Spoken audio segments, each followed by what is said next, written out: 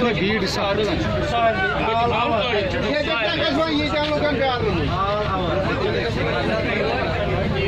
Wait कर रहे थे, पिछले घंटे से यहाँ बैठे पूरे घंटे।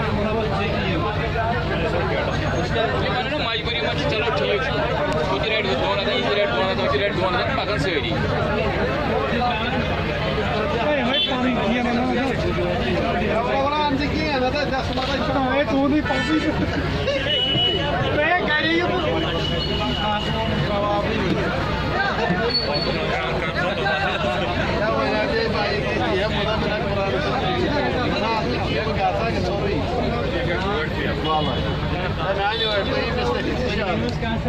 लोगों में तशवीश पड़ने जा रहा है कि आखिर भीड़ क्यों हर जगह।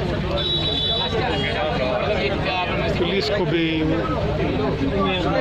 छूने गए, वहाँ भी शायद अगले 2019 का साल बहुत ही सख्त अल्लाह तक की बात, सिर्फ अल्लाह से दुआ मांगना है, अल्लाह ठीक होने का। इस तरह से जिएंगे लोग।